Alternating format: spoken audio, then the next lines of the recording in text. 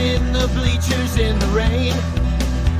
We've shed a million tears and drank as many old-style beers out at the game. Let's go, Cubby, Son Ranto. Michael Cotton. Son Ranto. Michael Cotton. Son Ranto and the lovable Lucy.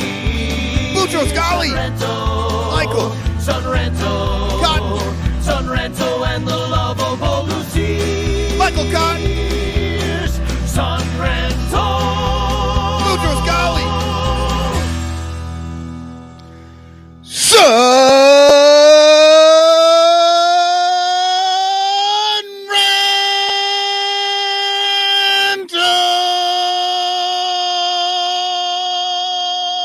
Oh, Michael.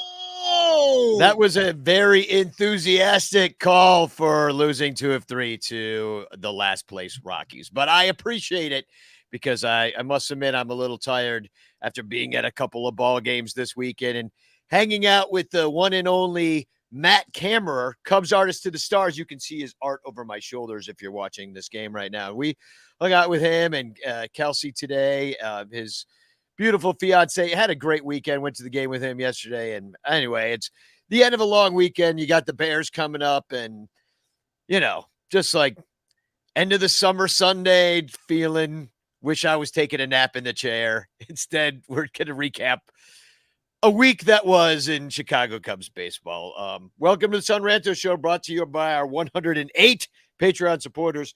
That was just the voice of Michael Cotton you heard screaming in your ears. And Michael, wearing Bears stuff again on a Cubs show.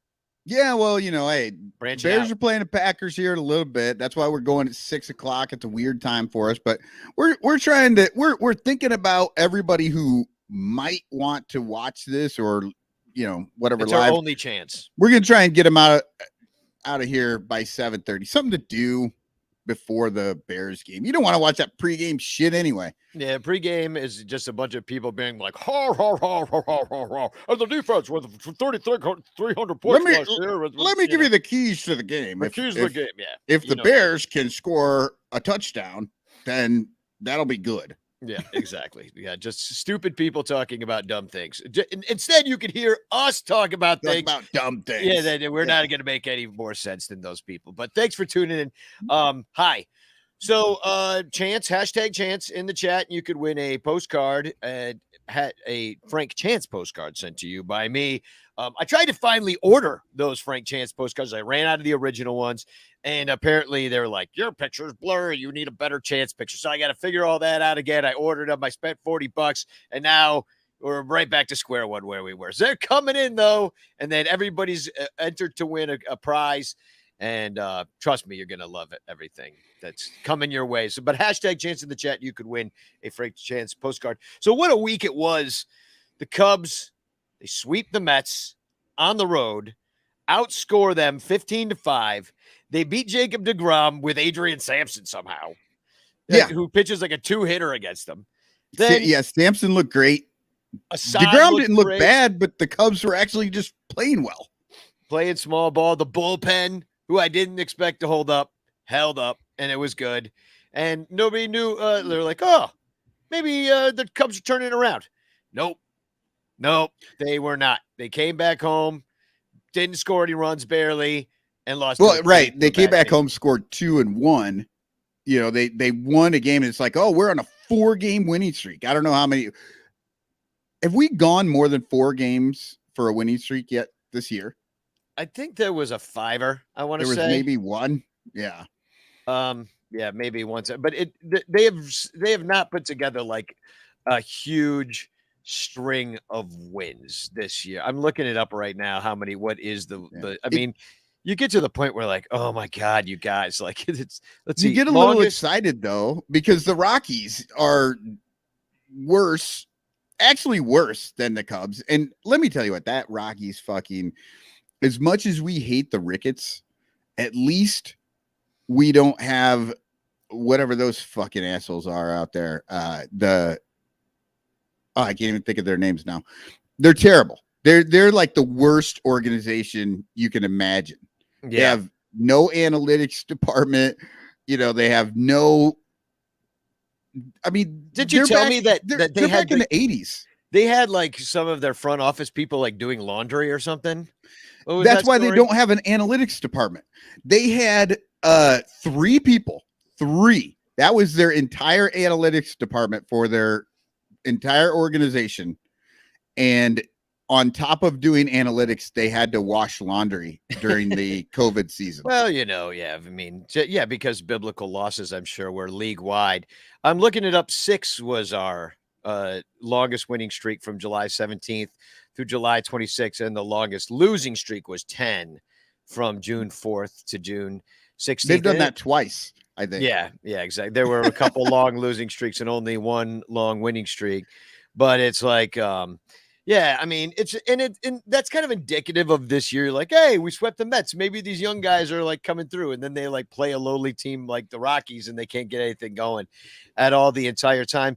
I was at game 1. That was a Stroman start, and he had a no hitter through 6, which I jinxed accidentally. Yeah, a no hitter. Just and this is what I'm talking about. Like this first game was the one that I was able to like actually pay attention to and watch. It was exciting, right? Like, I mean, he's out there dealing. It was a tight game. Yep. And he's getting, I mean, he is striking some guys out, and he's, getting all the good contact, goes deep in the game, everything you want.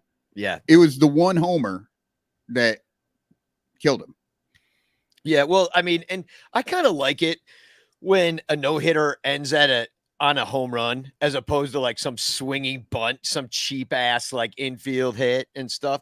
So, but I mean, but he was dealing, and that was maybe his best start at Wrigley Field of the year, I feel, because he hadn't won at home yet all year. Really? All year. That was his first home win, and it barely happened because the Cubs only scored 2 runs. I'll put up the box score here. This was the Zach McKinstry game. Like, he got his batting average up above 200 in this series. It fortunately went 0 for 4 today to dip down below again. So we're all rooting for him, though, Zach. But he had a home run in this game and a triple, and this is the second time he's been close to the cycle.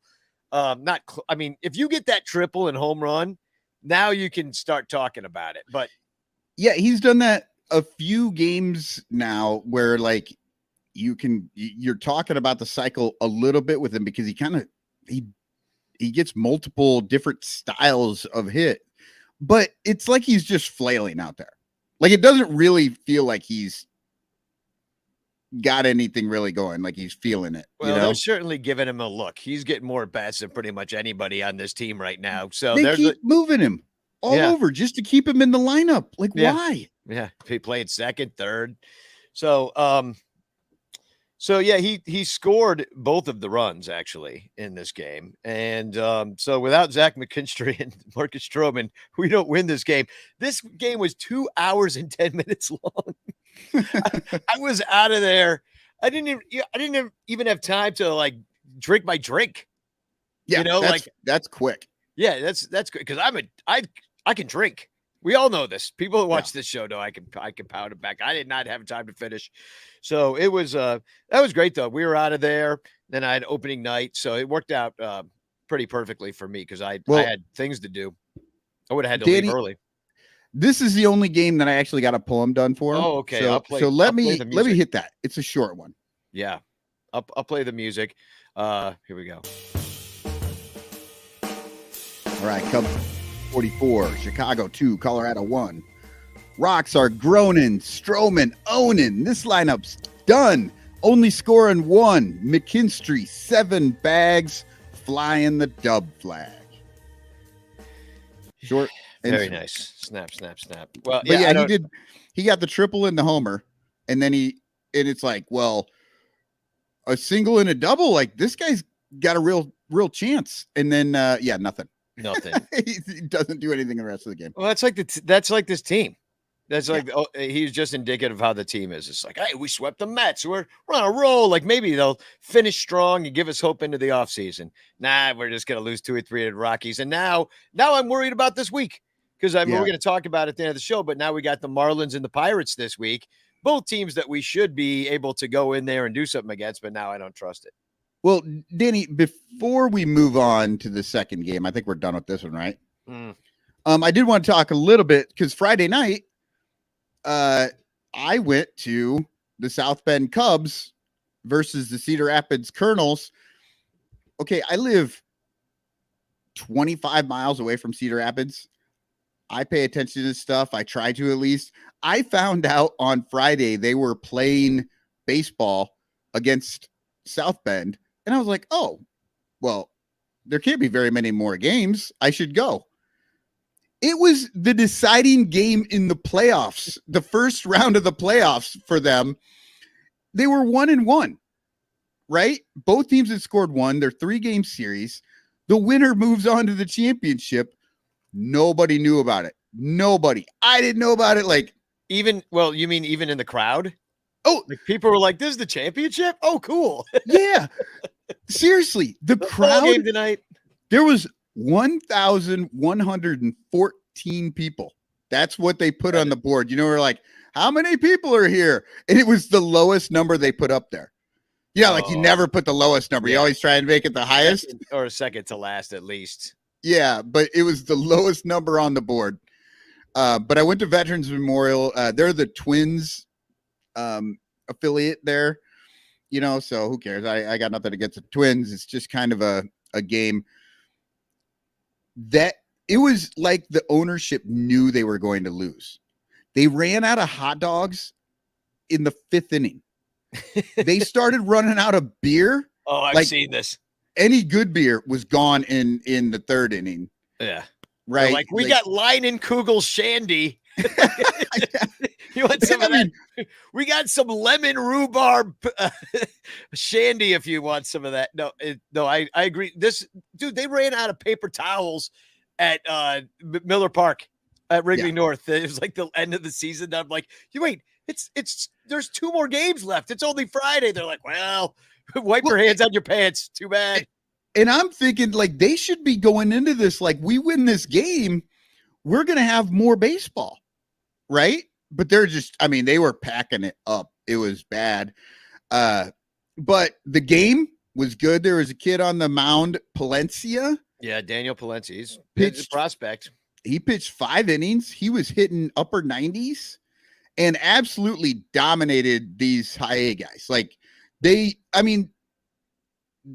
were making a little contact, but nothing was any good. Like, the kid really looked great out there. And then I got to see Pete Crow Armstrong in the flesh playing. And literally, when I say I got the seats, I bought the seats right next to the dugout, right on the wall. Like, it was, I don't know, it was about the best seats you could get. You could have bought the cheapest seat and still sat there. Probably. Yes. Yeah. Nobody was checking. But again, I was like, oh, somebody might show up to this game. I was wrong. Well, we got Palencia for Chafin. We got Greg Dykman and Daniel Palencia from the A's for Andrew Chafin. That Palencia, that might be something. Like, the guy is, high A, of course. But when when I was watching the replay later, I heard the announcer talking about 98. I didn't see 98 on the gun when I was there. I saw like 95 or whatever, but who knows which guns they're using. David Elliott writes in, oh shit, is Cotton a prospect porn guy now? Prospect pervert. Prospect pervert. Ew. So the best part of the game, the Cubs won the game in the 1st inning. They batted around the order and scored 4 runs. There were no home runs in this game at all. But I got to see Pete Crow Armstrong. And the best part of the game was in like the 6th inning, he got a hit. He's on first, steals second, steals third. It's like Little League, right? Like, they just running on everything. And he's fast. Like, I didn't realize, like, everybody talks about his power and all this stuff, but the guy is fast. So that's why he's a great defender in center field, because he can cover a lot of ground out there. That's why I think they're more excited about his defense in center than even his bat. And I saw him make a throw from center, and it was a one-hopper right on the money to the catcher. It was late, unfortunately, but that's a long throw from center to home. Well, and you think about that. We got him from the Mets. So the Mets made that desperation move for Javi. You put him and Lindor together, thinking it's the magic ingredient. It didn't work. Javi ends up falling off a cliff this year. And then we just end up with this prospect. And I think, the Mets were rumored to go for Contreras this year. That was one of the big rumors that they're looking at him, that they were going to. But they didn't want to trade anymore, right? No, not with us. And because they're looking at this and they're like, oh man, I think we might have screwed this up. And they might have.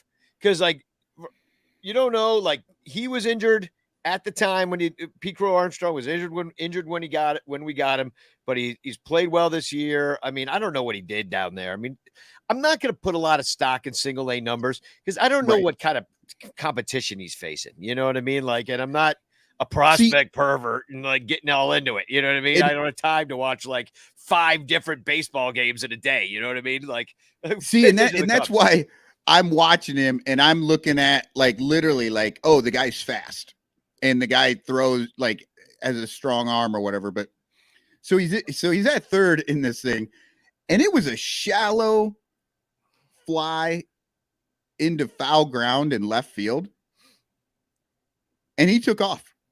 I mean, it was like Willie Harris waving him in, but he flew. I mean, he beat the throw by a step. He didn't slide. He just ran straight through fast. But the best part about that was, because you run so fast and then you got to slow down, it takes a little bit. So he runs all the way straight forward, all the way right up to the wall. And there's a guy sitting there in the front row wearing a Cardinals jersey. And just trolling, I guess, probably. Yeah. But so Pete Crow Armstrong tells him that's a shitty jersey. And he comes running. And the only reason we know this, it was kind of on the other side from where we were sitting, but he's coming running back and his coach is looking at him what was that guy? and he's running back. He says, I told him he has a shitty jersey. And so we're laughing with some other Cubs fans that are right there. And you don't know, you're yeah, maybe he did, maybe. But with the next time he comes up to bat, that dude with the Cardinals jersey standing up and he's popping his jersey at PCA as he's standing there. It was so you're oh, he clearly say that. Told this dude that he had a shitty jersey. So I think he's definitely got the right mentality of hating on the Cardinals at all times. Well, I mean, with this team, I'm not sure what the Cubs are going to end up doing, but he'll probably fly through the minor leagues considering he's not blocked by anybody. Right. At this point. I mean, how long has it been since we had a great center fielder who was just a defensive whiz? I mean, not since Jim Edmonds, really. Oh my God. Fucking Jim Edmonds. Well, let's talk about game 2 here. Okay. Now, we can move on for Friday. I just wanted to say that, but it was cool to watch them win. That's cool. They're playing, I think Crawley's at the game right now. Yeah, they're playing tonight right now against the Lakeland Captains or something like that. Yeah, and it's still a 3-game series. It's interesting. But they get 1 game at South Bend and then 2 games at Lake whatever it is. Lake County. They're winning 5-2. They had a 5-run second inning. Franklin is on the mound, Mr. Cole Franklin, and he's given up 2 runs. Game 2. Speaking of prospect perverts, we got in trades. Wisniewski looked really good. Comes end up losing this game, but Wisniewski goes 7, outpitches the veteran Urena. 3 hits, 1 run, 7 Ks through 7, no walks, 0 walks. How surprised were you to see that they let him go 7? But then you look at the numbers. He did not get what did he get to? 88 pitches in 7 innings. Yeah, he could have gone back out there. In fact, Cubs might have won if he did, because they brought Alzolay, who came back. This was his first game back. And here's the thing. He had the strikeouts, 5 strikeouts of 2 innings pitched. Only one batter was retired, not on an out. Unfortunately, he also gave up 2 earned runs. Yeah, unfortunately, he gave up a walk and they strung it together and won the game. Is really what happened. And it's, if you look at the Cubs, this game was also pretty short, 2 hours 45 minutes. I was there with Cameron. We got some free tickets. My streak lives.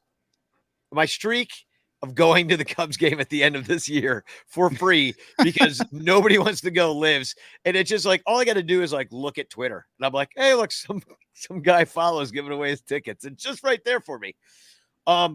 We lose 3-2. They scored the 2 and they tied it up in the 7th. I mean, you're not going to win a lot of games. Here's the thing that sucks. Cubs, 9 hits, 1 run.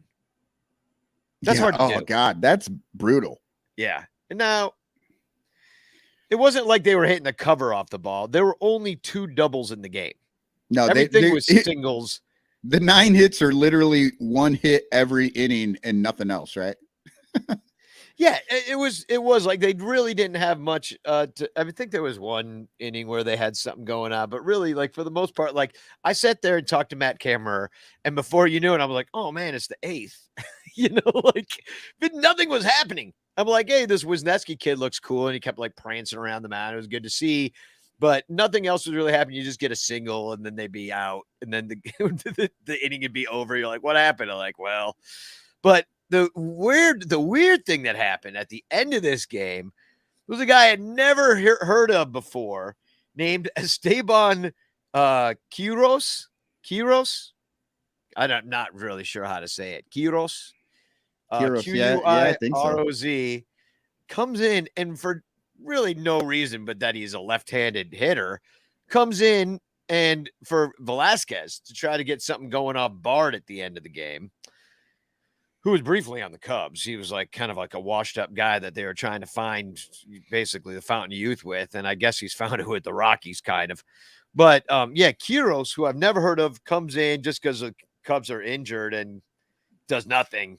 But this dude, he looked like a Lilliputian, I mean, I was like, I looked him up right away. Let's see, I don't have it open right now, but he is not a tall man.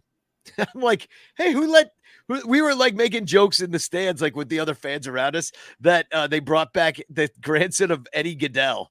Right. Who was the little person that was put up there by Bill Veeck when he was the St. Louis Browns owner? Because that's what it looked like. It's funny that you say that because right now I'm working on the 5th inning because I'm very behind on Baseball Rabbit Hole. And I'm talking about Bill Veeck, who was the guy that brought Eddie Goodell to the plate. But I was thinking of Altuve on that giant base that you put up. Was that last show? And I saw those giant bases out there on the field, and they're huge. They look weird. Like if when you see them next year, when the first game, you're just going to be like, holy shit, those are giant bases.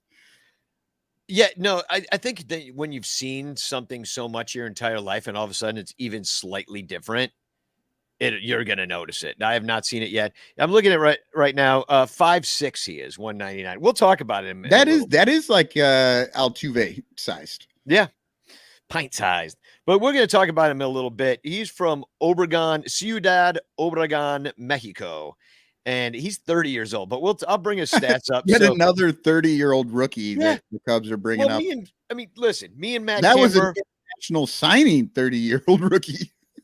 Yeah, I guess so. Imagine how long he's been in the system. Oh, I'm going to let you know after the break. Okay. So anyway, he failed and the Cubs lost. And then game 3 today did not go any better for the Cubs. They did manage to score. Well, it was basically all Yan Gomes. One guy, the Yan Gomes game. Yeah, the Yan Gomes game, but we still came up short on it, only scoring 3 runs on 6 hits. Cubs still, the offense was bad. The Rockies, it was kind of an unfortunate start for Assad. He had 4 walks they just strung together, kind of ambushed us out of the gate today, scored 3 runs in the first, 1 in the second, and then did nothing else. So, like, the bullpen is good. today, yet once again, surprisingly so. Look at that. The bullpen combined for 11 strikeouts because Assad only went 2. Right. Yeah. They had 7 innings out of the bullpen from Rucker, Wellman, Leiter Jr., Manrod, and then Rowan Wick. And they were striking out everybody. It's really interesting that they decided to only let him go 2. Now, I get it. He wasn't doing 62 pitches through 2. Yeah, that's a lot. Yeah. That is, I mean, I'm just saying, like, yeah, I guess 62 pitches. I wasn't thinking about that. That's a shit ton of pitches for 2 innings. For him, yeah. And he's new, and yeah. Well, because I was kind of thinking, like, God, did they pull him just because he wasn't doing well? Like they're trying to win this game, but no. Yeah, I think it was a little combo of A and B. But then the game ended really crappily with some really bad strike calls. I saw Bleacher Nation, who doesn't normally complain about crap like this. You know, like they're usually just like, above like the petty, like day-to-day kind of ball strike, making fun of umpire stuff. They're a little bit more big picture about things sometimes, even though they write about everything.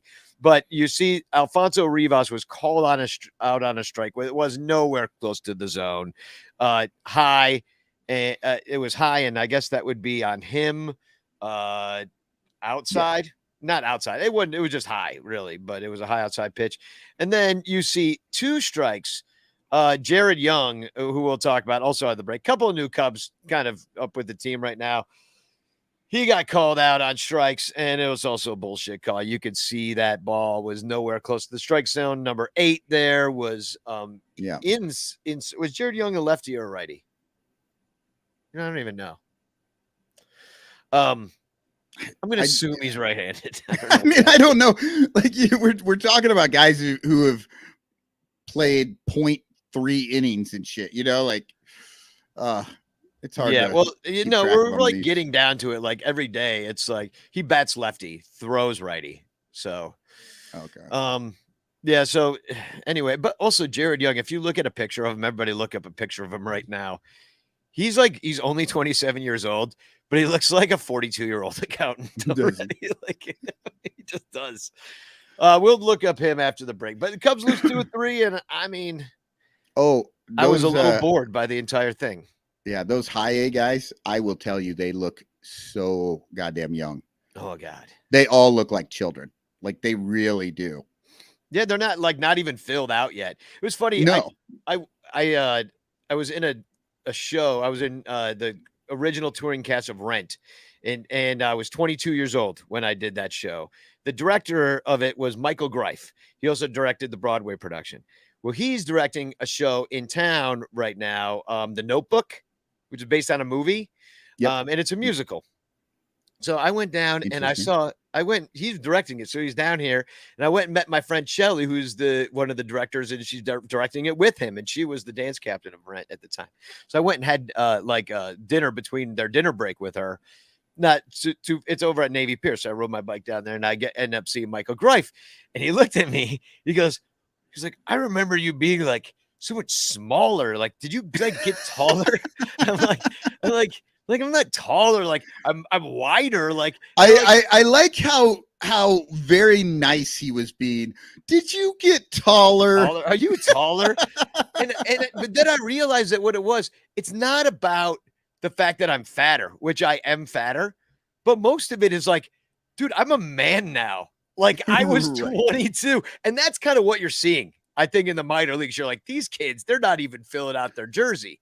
And they're no matter 18, what, you just get old. man-sized. You become a man-sized person, and you're no longer like, this skinny, emaciated child. You just fill out. Yeah, so, I mean, they're all so young, and a lot of them are tall. So then, when they're 65, 170 pounds and they're 6'1", they look really thin. Yeah. And I was like 145 pounds back then, or 150, I'm like, now my leg weighs that much. So, well, let's take a quick break, and then we're going to come back and talk about some of these new Cubs and what we think of them, and talk about some of the Cubs that are gone, and then we'll get into the. Oh yeah, we need to hold a little wake for one of the the all-time Marlins. legends. And we're going to go play the Marlins, and then we're going to go play the Pirates, and we'll talk a little bit about that. Anyway, we're going to have a commercial right now, and we'll be right back. All over Chicagoland, there are thirsty, frazzled, overworked Cubs podcasters who are struggling to survive one more baseball season in the dog-eat-dog world of unpaid content creation. But it doesn't have to be this way. You can make a difference. Become a super ranter at patreon.com/sunranto, where your support ensures that poor, sad, pathetic, ugly, loser Cubs podcasters can pay for tickets and beer, and in turn line the pockets of the baseball oligarch Ricketts family. Just $1 a month can buy a scorecard. $5 a month can pay for guitar strings to write a Cubs song. And $10 a month almost buys one beer at Wrigley Field. Cubs content creators are the lowest pieces of pond scum garbage that slither over the face of this planet. But super ranters help them get drunk and screw off at baseball games. What do you get out of it? The Sun Ranto Show delivered to your podcatcher without stupid advertisements like the one you're seeing and hearing right now. Plus, at other Super Ranter levels, you can get Cubs music, access to private Sun Ranto pages, the Ranter calendar, and special thanks and Ranter recognition in our live broadcasts, plus eligibility for monthly prizes. What does Sun Ranto get out of it? Your money. For tickets and beer. Go to patreon.com/sunranto. That's patreon.com/sunranto. And become a Super Ranter today.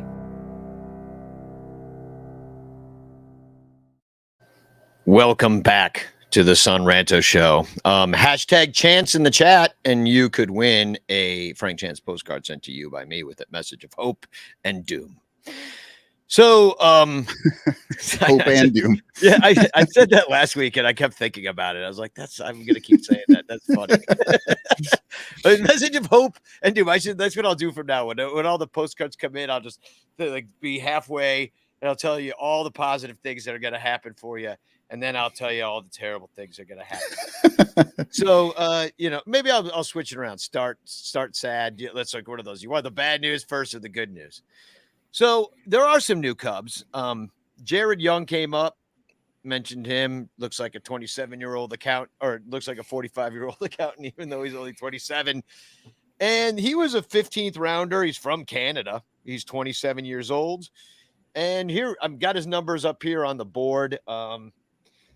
He kind of had a bit of a breakout here in 2021 with Tennessee in Double-A. He did quite well. Got himself a promotion to Iowa at some point during the season, but he ended up with a 915 OPS at Tennessee and a 396 OBP. So he really kind of turned it on in his age 25 year. I guess maybe he just turned 27. He says here he's 26, but anyhow, he came up, got his first hit of his life in the major leagues, and it was a double. And then he hit another double, and that was cool to see. But I don't know how this guy, except for the injuries, ended up getting the promotion, because at Iowa this year wasn't going all that well. Slashing 228, 310, 413 for a 723 OPS. So. And they can't just call up everybody like they used to. Like right, it's an actual, the guys who get called up now, there has to be a reason for it. And yeah, not sure what the reason is, unless it's like, we're going to cut this dude. Let's give him a couple of games just to say he's a big leaguer, and then he'll be gone. Yeah. See what he's got. I mean, look at his 20. He played in the Dominican over the winter. It did not go well. And super small sample size, but he just basically went 0 for 14. And I was like, okay. Like, I came all the way down to the Dominican and only got 2 walks out of the deal. So whatever. I don't know how much we're going to see of him, or if they're just going to kind of see what they got. I mean, age 27 and you're still trying to break through on this team. And you're thinking that they're not all that. I mean, Morel obviously is up before him and is going to get more at bats than he will. So, well, I guess maybe they're just getting him a little bit of money before they don't re-sign him in the offseason and drop him off the 40 man or gets taken into Rule 5 or whatever happens from this point on. He can say he was a Cub for 2 weeks at some point in his life. Yeah, and he'll have that ball, his first big league hit. All that stuff. I mean, it's one of those things about the game that's sort of sad a little bit. You know, the guy struggles through for as long as he has, and you know, he gets that one shot, and it's a Moonlight Graham sort of thing, you know. Well, here's the thing: you come up and you keep hitting doubles every game, you could stay. You know, especially on a team like the Cubs, because they have all the roster flexibility in the world to use whoever the hell is doing well. You know, like the fact that it's not like somebody like Mash Mervis coming up right now, who we haven't even talked about on this show because everybody else is talking about him. Like, well, everybody knows about Mash Mervis just down there mashing and hitting home runs. But until they bring him up, like, which I don't know why Jared Young gets the call and not that guy who's like hit 50 home runs this year or something. Totally exaggerating. That's an ass stat. Well, and see, but that's what I'm saying. Like, it's almost as if it's a consolation prize. It's just like, you know, hey, we're not going to let you go without playing a game. You know, like it really did feel like that, and that's why it's like it's somewhat melancholy to see the guy like have a fairly good game, and then you're like, poor guy is just gone. He's just Like, they just gave him a union. They just planned to like house them. Yeah. And this dude's gone. Yeah. So, I'm looking at Mervis right now. 33 home runs. Went from South Bend all the way up to Iowa and just keeps on going. So he had 7 home runs in South Bend, got him a promotion to Tennessee where he hit 14 of them. And then he hit 12 more at Iowa. So yeah, just a killer season. So, but instead we see Jared Young. That's, you know, so that's Major League Baseball. And then I already mentioned the 5'6" Esteban Quiroz. Now he's 30, and his Major League Baseball reference page starts back in 2011 when he was 19. Oh my where God. He played in the Mexican League and for Quintana. And I mean, here's just like a career minor leaguer. He did well in the foreign leagues, like overall in 11 seasons in the foreign league, 286, 402, 435 slugging for 837 OPS. He had 69 homers. Nice. In the foreign league. But it took him 2,423 at bats. So, right. You know, he's basically like the greatest player that you've never heard of unless you really follow Mexican League, because he's done a lot of Mexican League baseball. And he was also in the minors for 4 seasons. This is his first chance at the majors. We saw him in that. I think he got into today's game. Did he not? He didn't start, did he? Yeah, he got in there. 2 more at bats. Still no hits. So he's batting 0, but he's up there. Yeah. So it took him this long. And then they gave him the shot at age 30. Like, that's what this has got to be about. They're not looking at this guy as like somebody that could be a guy. They're just being like, you know what? We're never going to see you again, but I want to give you like, you know, 40 grand to like send you on your way. You're making the minimum for 4 games. Yeah. And it's like, it's pretty interesting. When I was saying, oh, I wonder how long he's been with the team, I was actually thinking like the way that some of these guys get picked up. I mean, Contreras was 14, right? You know, if this guy was 30 and they picked him up around that time, like he could have been, you know, more than half of his life before he got his first game. Yeah, and you see he was in the Boston system, and then he was in the Padres system, then he was in the Rays system, made his way to the Cubs system, and this is I mean, I don't know. This is a good point that David Elliott makes, as Mervis isn't on the 40-man roster, so that's why he's not up. Well, exactly, because you'd have to. But I mean, but why this guy? You know what I mean? Like, why not? You know, and then they have the Rule 5 Well, eligible did you just situation say where they he don't was want with Boston and then San Diego and now here? Yeah. I mean, Well, the Rays were in there too. okay, I was going to say, but still, Jed Hoyer's been, trucking this guy Well, around that was for a his while. whole I mean, career or something. no, 2019. 2019 with the Padres. Oh, okay. Yeah, but this is so anyway, I don't know how much we're gonna see of Mr. Quiros. His real first name is Jesus. It's not Esteban? No, it's Jesus Esteban. So and then we said that Alzolai's back. It did not go well. In his first I will say it was mixed. Like I don't want to say strikeouts. it didn't. Yeah, Right. And he struck out the side when he came in and then, didn't. He just gave up runs and hits and Right. I mean, but his first inning was good, right? Yeah. Wasn't that the one that was good? He had 5 strikeouts in 2 innings. I'm going to say that overall that's a good inning. I guess I wouldn't have noticed if the Cubs had managed to score a few runs in that game. Right. Because the pitching was so good out of the Cubs that whole day, with Wisniewski. But, anyway. So then you get, now here's some kind of sad news. Frank Schwindel, Frank the Tank, he's gone. He gone. He gone. Unfortunately, So, he got a pretty good cup of coffee. Yeah. I mean, it was bottomless. He hurt his back is kind of what happened. So there was no really moving forward with this. He only plays first base. And he was batting this year 229 with a 277 OBP. So he was not walking, like 19 walks to 58 strikeouts. That's not gonna keep you up here. He had 8 home runs on the year. But if you think back to kind of how remarkable he's 29 years old, coming from Oakland, had a cup of coffee with the A's, had a cup of coffee with the Royals, and then this is really his first chance to ever play.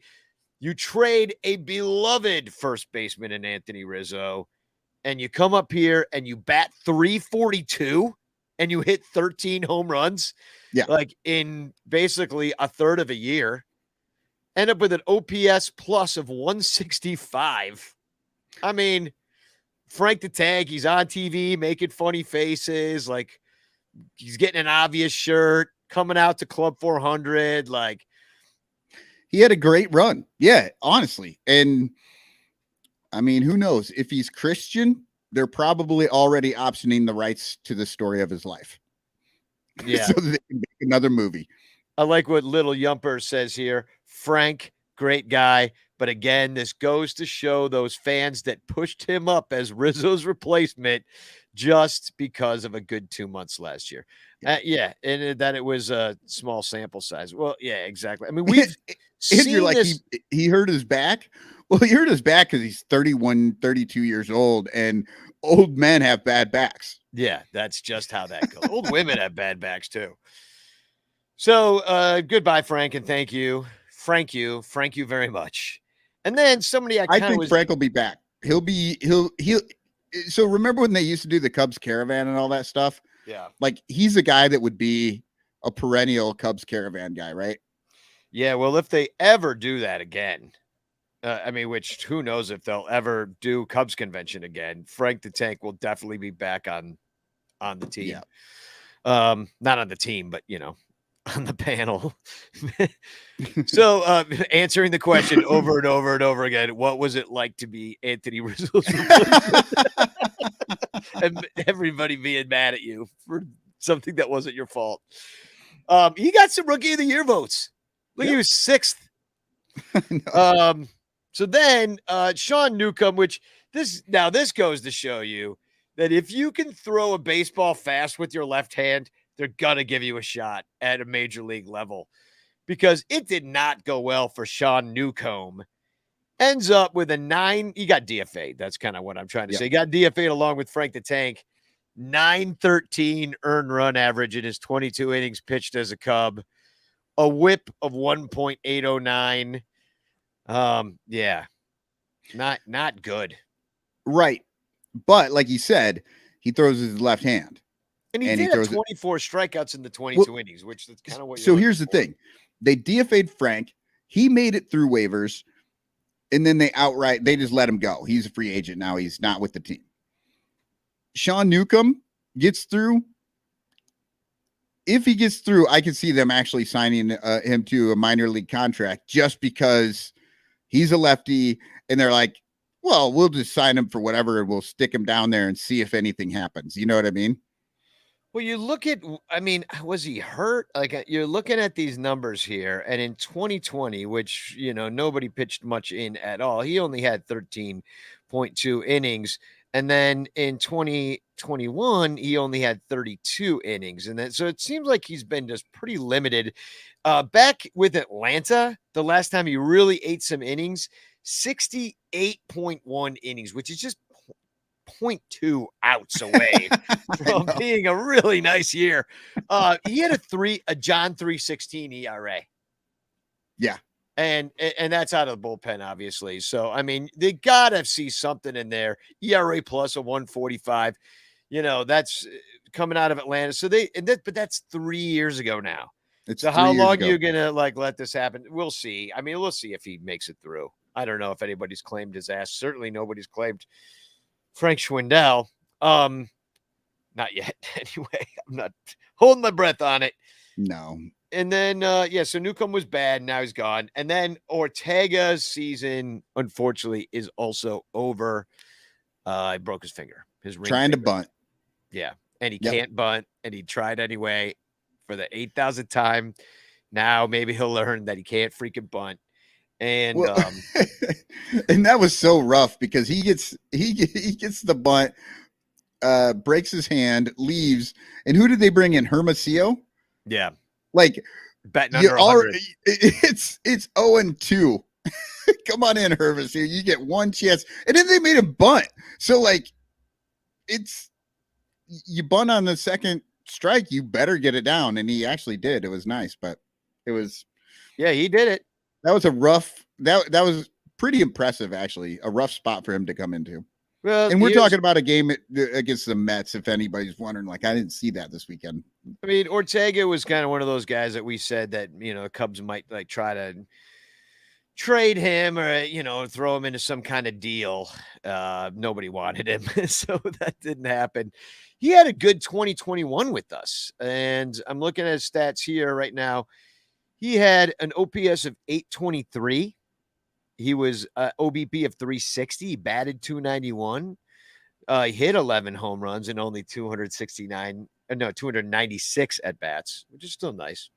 Yeah. And then this year it wasn't quite as good. His batting average was 50 points lower. His OBP was 30 points lower, and he slugged 100 points lower, and he had an OPS of 688. But as far as a bench guy and what you're going to ask him to be, he was all right.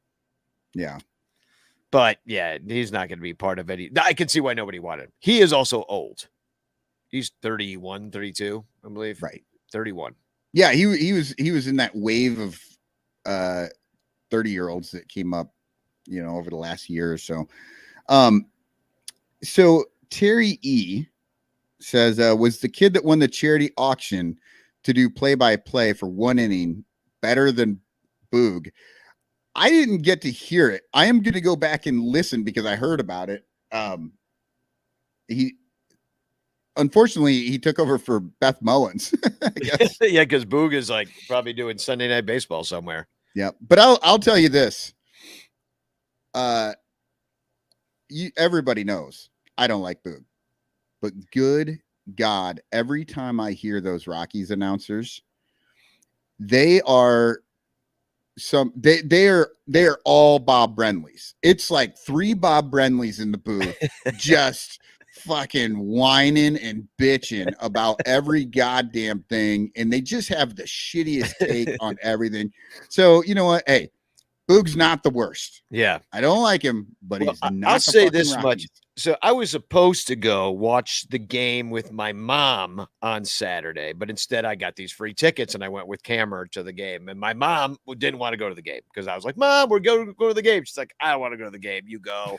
She knows better. She's like, I don't know anybody on the field. That lineup was horrendous this whole weekend. Like, it was like Wisdom and Hap were like the only guys. Oh yeah, we gotta even talk about this real quick. Is like how bad that Crawley even texted us. Remember when you on that text thread? Crawley's like, "What is with this lineup? Worst lineup of the year: McKinstry, Hap, Wisdom, Rivas, Higgins, Hermosillo, Young, Velasquez, Morel." I mean, I didn't like.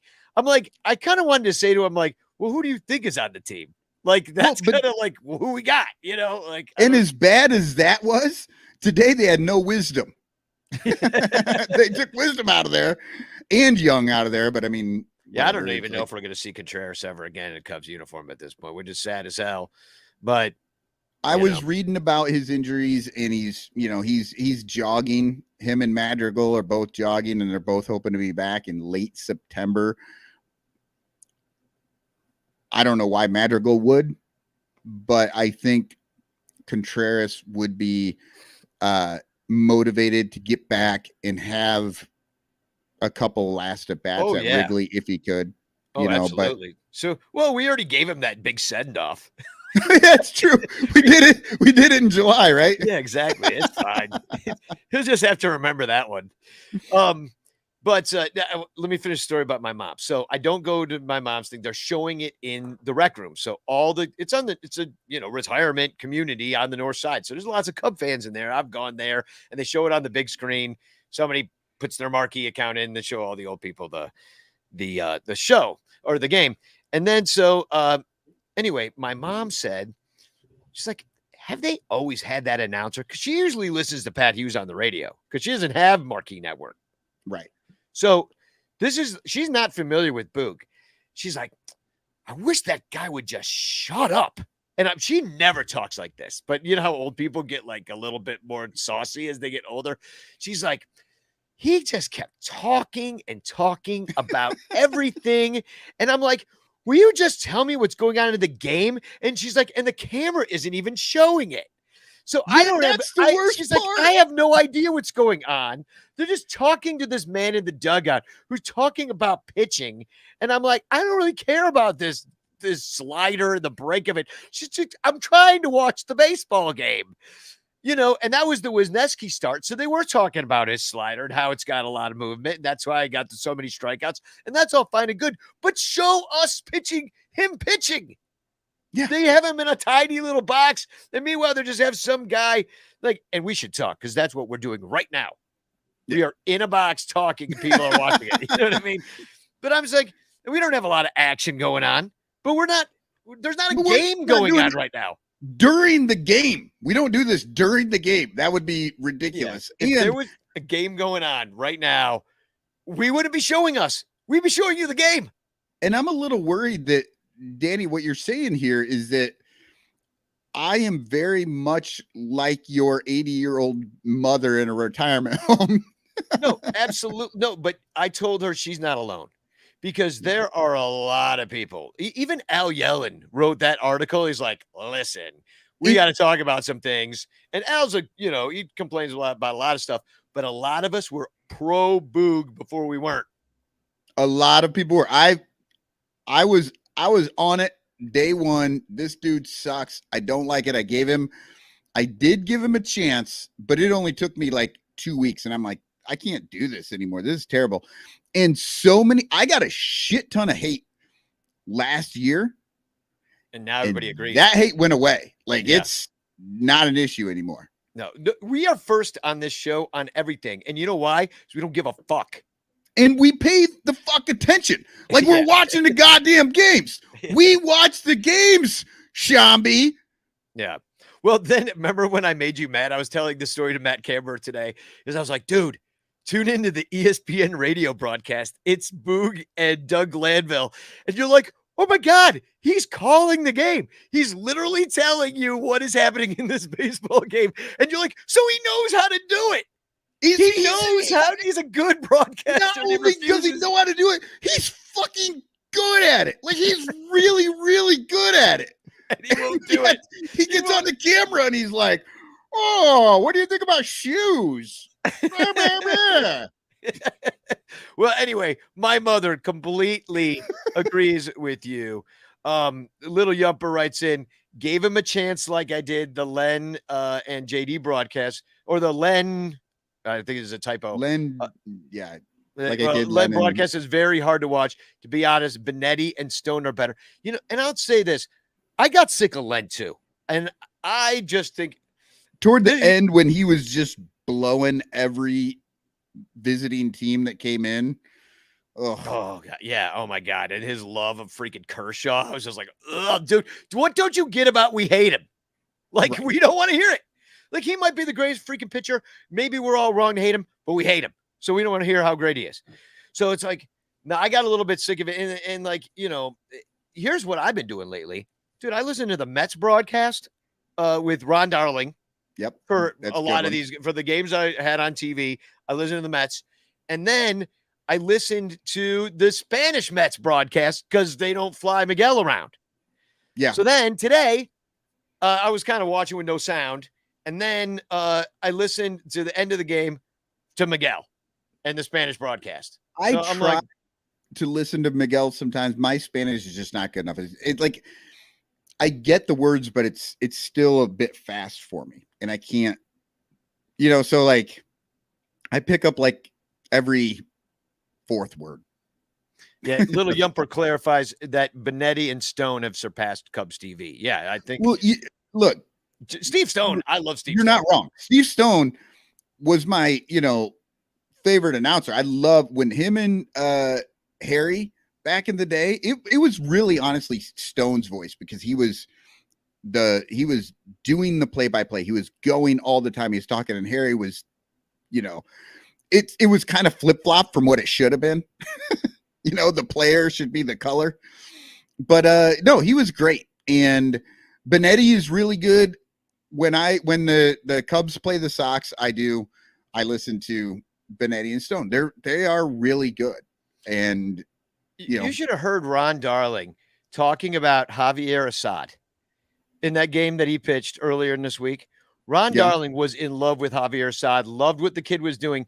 I'm like, our guys never will talk about Javier Assad or like what his pitch is, what he's doing to batters, like, because they're not watching. They're not watching the game at all. You'll have no idea. Ron Darling's like, it's like the way that he's approaching these hitters is much above, you know, where you would think a young pitcher like this would be. And like, he's saying all this stuff. He's totally in love with what he's seeing out of Assad. And I'm like, dude, our guys treat Assad like he's never coming back. Like he's just here for like whatever reason. Cause you know, it's fall training and anyway. But it's that kind of thing when you hear the opposing announcer talking about your pitcher and saying stuff like that actually gets you more excited even than if our announcers did. Totally. They're a great broadcast. That's Gary Cohen, Ron Darling. Hernandez wasn't on there, but he's on it sometimes. Keith Hernandez and Howie Rose is actually their radio guy. Also very, very good. So anyway, I've really enjoyed kind of flipping around, listening to different things, but like, you know, they've had Zaidman. Like Zaidman did the entire New York series. Yeah. And I'm like, what do you do? What are you doing to us? Like we used to like Cubs are notorious for having the best. And now it's like really falling off a cliff lately. So hopefully they fix that shit. But it is weird. It does feel like they're trying to groom Zaidman to take Pat's job whenever he oh my leaves. God. You just said it out loud and I was trying to not make that. I was like, I thought it like, I thought it this week. And I was like, oh my God, are they going to, I'm like, please no. I'm like, I'm not even going to say it out loud because here's my conspiracy theory. My Cub conspiracy theory is that not only are they trying to groom Zaidman to do it, they're trying to groom him to do it because they know we don't like it. And so everybody will stop listening to the radio and they'll just get rid of radio altogether. And they're just going to make you subscribe to their stupid channel if you want to know what's going on in the game. And you won't know what's going on in the game because Boog is the freaking broadcaster. Oh God, I know. And again, Now I'm ranting. Now you got me all sweaty. I really should have drank I hope coffee that before this one. I hope that like everybody says, we just don't want to do this anymore. This team sucks and we don't want to cover this team. And Shambi's like, I'm going back to ESPN full time. And everybody gives up. But then it just leaves it for Beth. And Beth says, you know what? Nobody's really giving me a shot. I've got it here. And she comes in because I can listen to Beth call bad baseball. You know what I mean? Like, I can do it all day long. It's comforting. It doesn't make the baseball that I'm seeing quite so frustrating, because I'm not getting mad at the announcer too. She has a very calming voice, and but it's just for my taste, and it's good. Like, I do not mind her call at all. But I will say it gives me big time golf vibes. It is perfect for the Sunday games. Yeah, absolutely perfect. But I can see taking a lot of naps during that stuff. You know what I mean? Like, but that's what I'm saying. Like, bad baseball. I mean, you want somebody that you're just like, oh, this is just nice. Like making the pain go away. Her and JD seem to be friends, and they enjoyed each other, I think, in many respects. So yeah, but they're never going to do it. It's going to be just like the team. We're never going to have a set position player ever again. Everybody's just going to rotate around depending on, whose turn it is to play second base. And it's going to be the same way in the booth. Yeah. Whoever's turn it is to do it. It's a huge mistake because what you like is the same voices over and over again. Now, the thing that could save it for me a little bit until he cancels himself, and it will happen. Rick Sutcliffe. Rick Sutcliffe. I can listen to that, and it is rough, but it is entertaining as hell. Yeah. Sutcliffe with a better play-by-play guy. Like, Shambi is Sutcliffe makes Shambi better, but it's still not great. Like, Artie Boucher writes in and says, what about Beth and JD for day games? And because I'll sleep all day is why. And another team for night games. And see, that's kind of what I'm saying. It's like, we want the same voices. Like, we want our team. And that's like those of us that grew up listening to Harry and Steve, that was our team for a long time. And then, like, when that changes, it takes a little bit of time before you get used to the next team, but they're not giving us that opportunity because it's musical chairs up there and there's 83 different broadcasters and you never know what you're going to get. And it's just like all over the place in a way that it's just never been before. So, right. That's the frustrating thing. So why don't we just take a break, because the Bears are going to start in 15 minutes. We want to tell you about the Marlins and the Pirates and get the hell out of here so you can go watch the Bears game. And so you could go watch whatever, Aaron Rodgers get his ass handed to him. Oh, I hope so. I hope so. So, there are a few games left. Here's a commercial for our sunranto.com/StubHub and sunranto.com/Amazon, and we'll be right back. This is a Cubs fan buying tickets from the Cubs. And this is a Cubs fan buying tickets through the StubHub link at sunranto.com/StubHub, knowing that 4% of their ticket purchase will go to the Sun Ranto show instead of into the pockets of rich corporate douchebags. Buy all your tickets through sunranto.com/StubHub. Don't worry, it won't cost you a single penny extra. It don't stink to click our link. This is an Amazon shopper buying things from Amazon.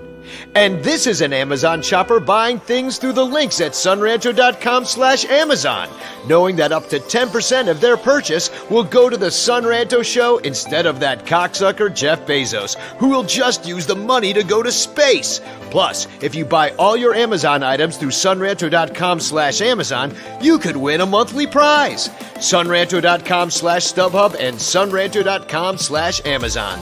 Two great ways to support the Sun Ranto show while sticking it to evil corporations who suck. And it won't cost you a single penny. It don't stink to click our link. Welcome back to the Sun Ranto Show. Once again, hashtag Chance in the chat, and you could win a Frank Chance postcard sent to you by me with a message of love and doom, hope and doom, and love. So the Marlins, boy, this is going to be a Donnybrook of a series. Oh, wow. They are in fourth place because the Nationals are in their division. They've won their 60th game. We beat them 2 of 3.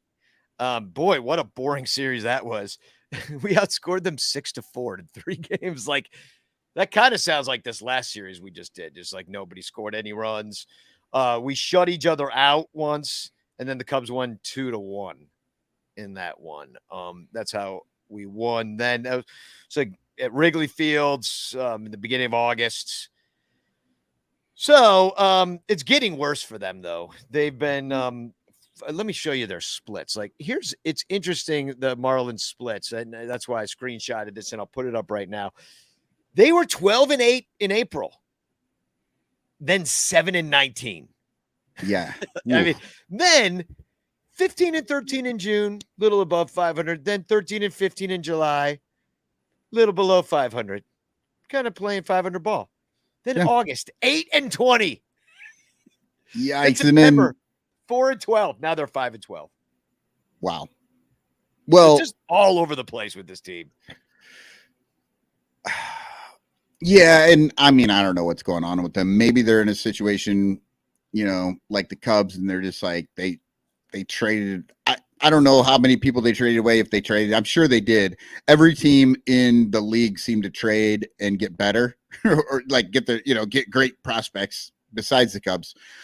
And maybe that's where they're at. Like, August is that shitty because they got rid of a few good players that they had. I don't know. Yeah, I did not look it up, mostly because I just don't care. Who cares, like, right? It's a real, like, this is like the Marlins, to be honest, they should not be a team. I'm still mad about 2003 because, like, some poverty freaking Marlins team, like, managed to get all the good players for like 1 year, and then the next year they're win the World Series, then they're in last place. Like, that is what the Marlins do. They've had 2 different ownership groups that built the team up, won a World Series, and then destroyed the team. That was 2 different ownerships. That wasn't the same one doing it twice. Yeah, I'm pretty sure. So I'll put up. I wish the Ricketts would do that. Well, this is the last month for the Marlins, and it's just, I mean, wow. I mean, it's just not a lot to look at here. I mean, within the last month, Brian Anderson, their third baseman, has the most homers.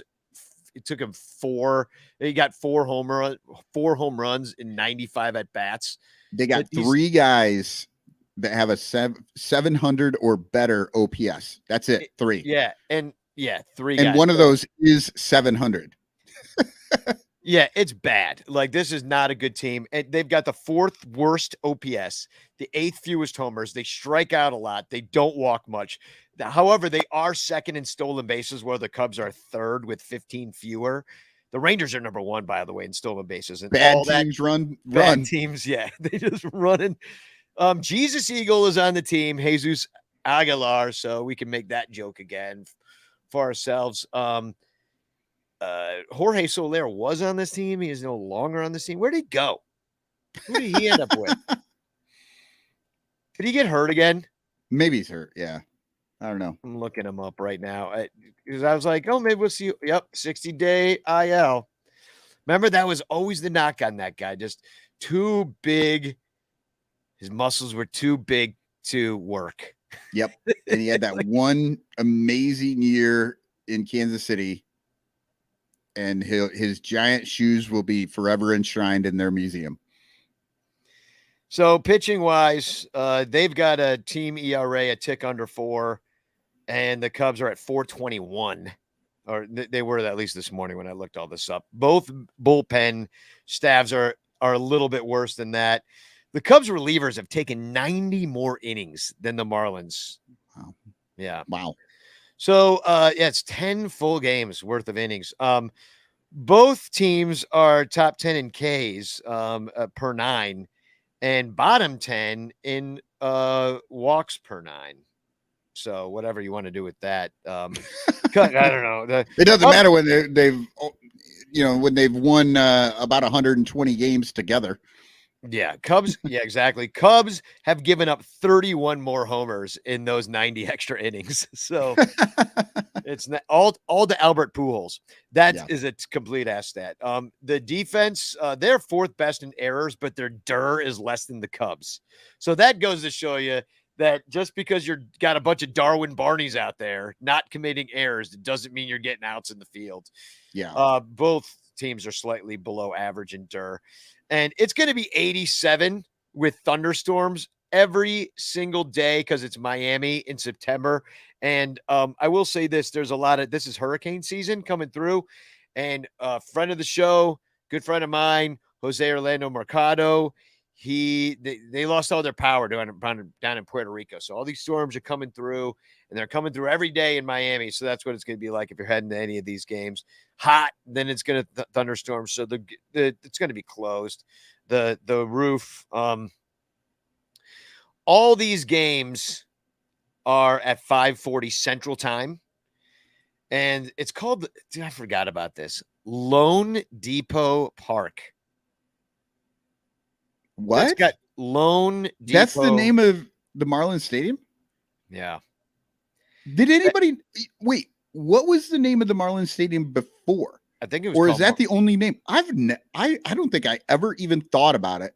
I've never known. It's been called the Fish Tank. I know that. Yeah. And they've got a pool there, the Clevelander Club. I forgot to bring out some pictures, and I got a picture of this this muscle dude in a Speedo, from being out there. There was I don't think anybody wants to go swimming anywhere related to Cleveland. Yeah, I don't know why it's called the Clevelander Club. Me and Nicole got in there free because there was nobody there. Like, you guys want to come in? We're like, yeah, sure, we'll come into the pool. I'm like, I'm not swimming unless you guys just let me go in my boxers, but I wasn't wearing boxers, so then that was off. So anyway, it's Wade Miley versus Edward Cabrera in the first game.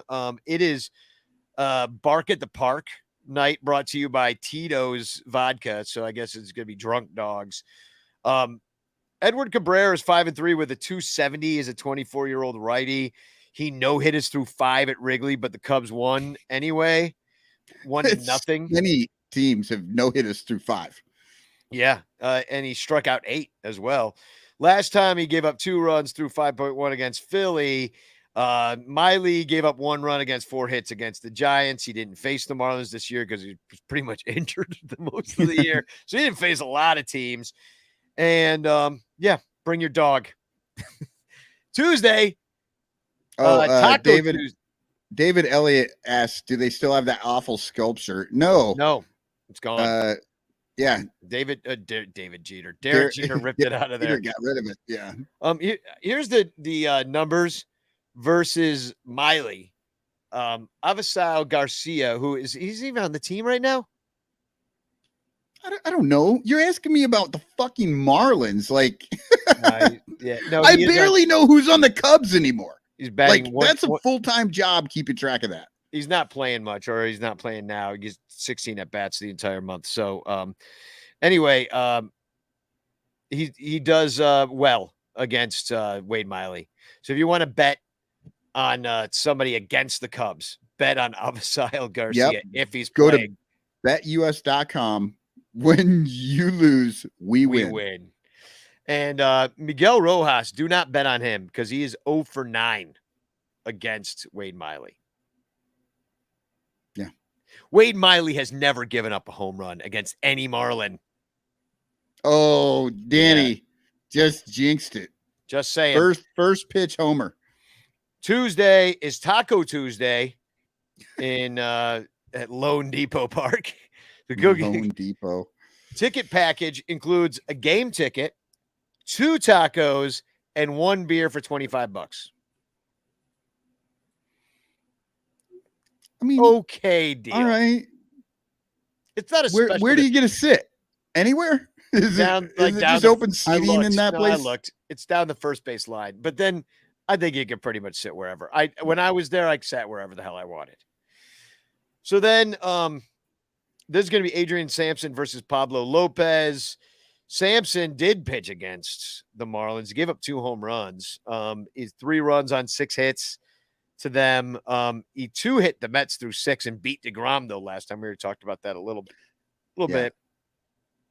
Pablo Lopez, he's 9-10 with a 3.99. He gave up 4 runs on 9 hits against the Cubs, only went 5. Cubs beat him 4-0.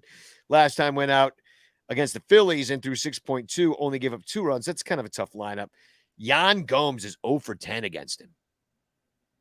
Don't bet on Yan Gomes. Not that you ever would. Not that you ever would. You'd be foolish. But if you do, make sure you bet at BetUS. And so anyway, because when you lose, we win. And then we want you to lose. PJ Higgins has a home run against him. Now I'm going to put up the Marlins versus Sampson here. And Avisal Garcia, homer. Jacob Stallings, their catcher, homer. Peyton Burdick, who I don't even remember even seeing, homer. So overall, they kind of kick his ass. It's 33 plate appearances, slashing 313, OBP of 333, 781 slugging for a 1.115 OPS, which, that is not good. Game 3. For just $44, you can bring 4 people to the game, and you can get, this is a better deal. 4 game tickets, 4 hot dogs, 4 sodas and waters, $44, and 2 small popcorns. That's a smoking deal right there. Yeah. For a Wednesday. Yeah. Hump day. Drew Smiley versus Thibodeau. Yep. To be determined. Smiley gave up 0 runs on 5 hits when he went 6.2 against Miami back in August. Last time he gave up 2 runs on only 1 earned versus the Mets and went 5. Stallings has 2 home runs, but other than that, the Marlins are not very good against Drew Smiley. And then I think we've been really enjoying doing the Twitter Spaces. Yep. So we're gonna do that instead of like a preview of the Pirates, because honestly, people, there's none of these games matter at all. We'll talk about the Pirates series after it happens, and we don't need to tell you what's going to happen before that. But I will tell you a little bit about what's going on with Pittsburgh. They're just having an awful year. They are in last place. The Cubs are 7.5 games up on them last time I looked. Only Oakland and DC are worse record-wise. They just got swept by the Mets. They struck out 20 times today. DeGrom struck him out 13 times. Yeah, it's a record. They struck out a record amount of times today. However, they did sweep Cincinnati. So don't play down to it, because Cincy isn't that bad. They got swept by the Pirates. So, Cincy is on the exact same level as the Cubs. They're basically the same level of ability. Yeah. So, as against the Cubs are 7-8 versus the Pirates. But we've scored 23 more runs. Those were all in basically one game. That was one game, 21-0, right? Yeah, exactly. So that's all that game. Pirates are pretty much terrible at everything, pitching, hitting, all of it. But we are 7-8 versus them. Okay. We have shut them out twice, though. However, while the Cubs are in Pittsburgh, you have Thursday's $1 hot dog night. Friday, they got happy hour Friday where they're going to give you half price beer, which is I think $4 for a beer out there. Then Saturday, Doug Drabeck bobblehead night. So get there somewhat early, because I'm sure that's a real, that's going to, it's a real draw. So, how many of those are they giving away? All of them. Actually, I don't know not if they all will. of them. Yeah, not all of them. They've been having Doug Drabeck night for 4 years straight. Yeah, exactly. Can't get rid of these things. Well, I told you not to get 30,000. And then it's fan appreciation time, and they're gonna just have raffles and stuff like that, which my friend won one time. Yeah. So, yeah, and it was one of those things. It was 1987. Did he get to call the game Wrigley for half an inning? No, Like that little kid? I forget what he won. So yeah, that's what's going to happen. And now some announcements. Check out my new book on Amazon. I just want to point out all of those that have seen, when I was teaching Well, I pre-taught Tatsuya, my friend who took that shot of Malort, the history of Japan because I'm an expert. Well, I decided to write a book. Here's my new book. It's called The History of Japan. Danny Rocket explains Japanese history. It's a captivating guide to Japanese history, including events such as the Genpei War, Mongol invasions, Battle of Tsushima, and atomic bombings of Hiroshima and Nagasaki. So you see me, I got my cover on my face on the mug of that book right there. I give you the history of Japan. Check it out on Amazon. Sorry, that's a little bit of an inside Ranto joke there. But Bleacher Bum Band is playing at Hop Stop in Riverside, Illinois on September 24th. You can still get tickets at hopstop.com. And then big party, end of the year, big Cub fan party. We're going to Nisei Lounge. We're going to karaoke. Bleacher Bum Band's going to play a short set. We're going to get drunk out there. We're going to have a blast. And I am going to do everything I possibly can to get come there. I have to, like, we haven't seen a game together at all. I've been to one game, you know, and we saw you from across the street. That was it. So yeah, I want to come up and see a game. Yeah. And I wanted to say that we got Josh Oberheide. We got his jersey, and from the Mike Leonard condolence death jersey that we give out. And he said thank you to all the Ranters. I thought I screenshotted it and put it up, but I guess I didn't do that. But anyway, you know, it's just kind of a nice thing that we do for each other. If you're not a part of that group on Facebook, just look up Mike Leonard condolences jersey. You will see why it is called something crazy like that. Also, if you're not a part of that group, check on your parents. Because what we do is we kick people out of the group and then we talk about them behind their backs until we can get them a jersey, do something nice. But it's something nice that we've been doing for each other for a while now, ever since Mike Leonard's dad died, pretty much. Oh, here it is. Josh says, thank you all so much. Best fans in baseball. What a great way to remember Hal and the impact he had in my life. And it says H.J. Oberheide on a Cubs home jersey, number 53, which was the year he was born. So that's just a nice remembrance of Hal for Josh. And nice. This is kind of something we like to do here because that's the kind of people we are. So let's do some TFCs. Hashtag chance in the chat. We will be giving away a postcard. Well, I have one TFC. How many do you have? Pretty much no, I think I just have one as well. Okay. All right. And it's not really a TFC. It's more just like something that made me mad. Okay. Well, I'll let you finish on a rant. I'll get in here, start mine. So everybody knows that when opposing teams come to Wrigley, they send the rookies out to go get coffee and donuts and shit, and they have to wear their, so the Rockies did this on Saturday. They sent the rookies out to get donuts and coffee and bring it back for the team. And, of course, they always get pictures. They make a big deal about this.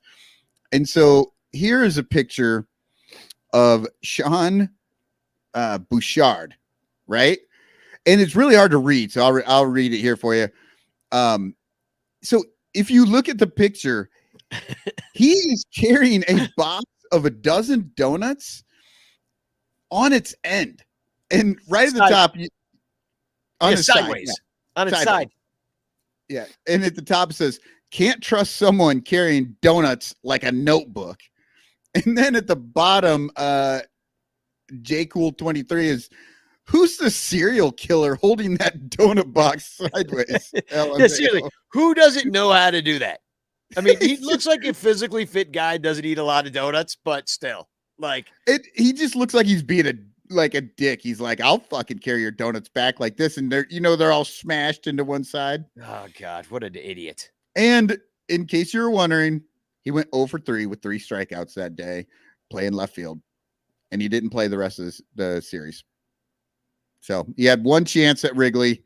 He carried the donuts wrong and struck out 3 times. Got canceled on Twitter and then struck out 3 times. What a freaking loser. All right. This one comes from Derek Gould. Oh God, Yeah. this guy. Yeah. You They're- all you have to do is just search for him in Twitter, and you're gonna find some sort of dumb shit. Yeah, this motherfucker. He's the St. Louis Cardinals, St. Louis Today beat writer. And he says, when Albert Pujols is a swing away from number 700, MLB will introduce specially and individually marked baseballs to assure they can identify the historic one wherever it lands. And oh, they're doing this for Aaron Judge as he nears 61 too. And I'm just like, oh, specially marked balls, are they? Oh, well, guess what? I actually Sun Ranto exclusive. I got an exclusive as to what these specially marked balls look like, and here they are. There you go. They're made by Penn. They are racket balls, and they are blue, and they will leave the park in no time because you can hit them 8,000 feet. Yep. I was just gonna say, they don't really need to mark it. You just drop it, and if it bounces all the way back up to your hand off the ground, you know it's That's one the of one. Pujols' balls. Yeah, that's the Pujols ball. Well, So, and look at where MLB is. We have reverted back to 1997, apparently, because they're making a big deal out of home run number 61, even though a number of people, Sammy Sosa beat 61 twice. McGuire went 70. What did Bonzi? 73, I think. Like that 61, that hallowed number of 61 for Roger Maris, we haven't thought about in 20 some years. And they're like, well, now because Steroids we don't, right. Well, you gonna put an asterisk or not? Yeah. Just fucking like you obviously are telling us you don't think that any of those guys that hit those balls count. Did it? Yeah, that they don't count. You know what I mean? So yeah, but instead we're gonna give Pujols steroids and racket balls. One guy they're pumping full of steroids, giving him racket balls because they want him to hit 700, and the other one they're like, we want him to hit 61 so we can claim that the record's not tainted. Yeah. So, all right. Hashtag chance in the chat. I'm going to Yumper says that Sammy beat it 3 times. Yeah. Yeah. But it does not count. Apparently. So I'm going to share my screen here. It says there's 9 entries, but I know for a fact there's more. So again, this is a random drawing, and you could win a Frank Chance postcard sent to you by me with a message of doom and hope. Seth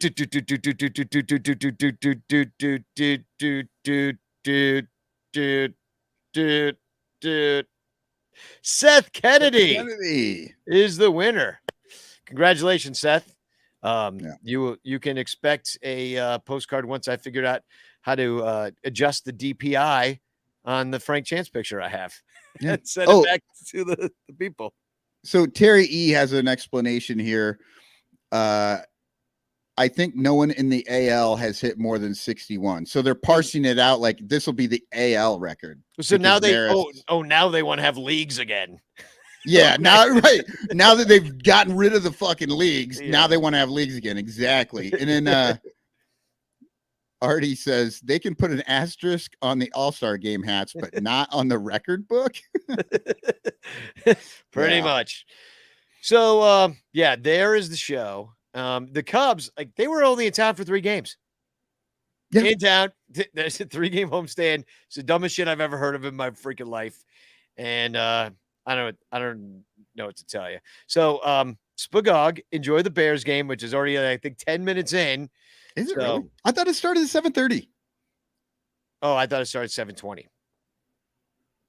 Oh, maybe that's the pregame. I don't know. Whatever.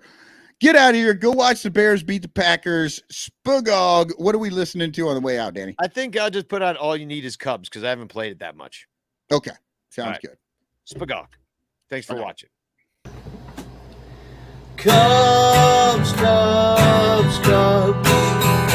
Cubs, Cubs, Cubs. Cubs, Cubs.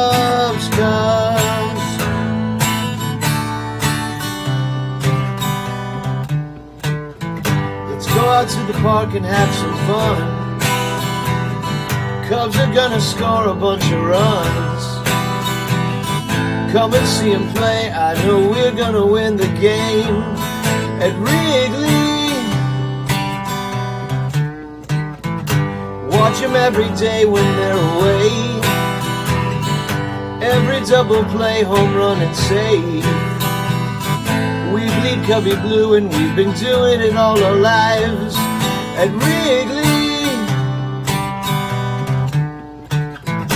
All you need is Cubs.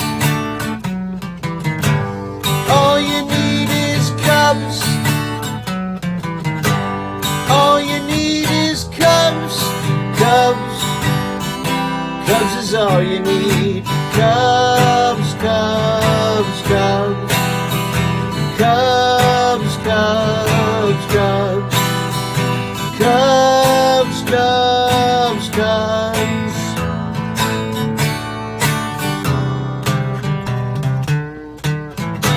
All you need is Cubs. All you need is Cubs. All you need is Cubs. Cubs. Cubs is all you need. Cubs, Cubs, Cubs. Cubs, Cubs, Cubs. Cubs, Cubs, Cubs.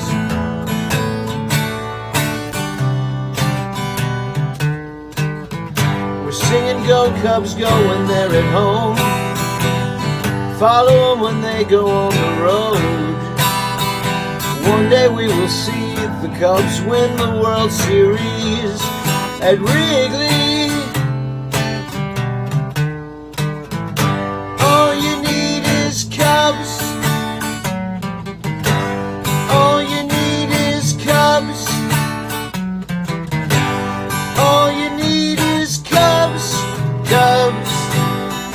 Cubs is all you need. Cubs is all you need. Cubs is all you need. Cubs is all you need. Cubs is all you need. Cubs is all you need. Cubs is all you need. Cubs is all you need. All you need is Cubs. And maybe some food. Probably some food. And water. And air to breathe. And the Cubs.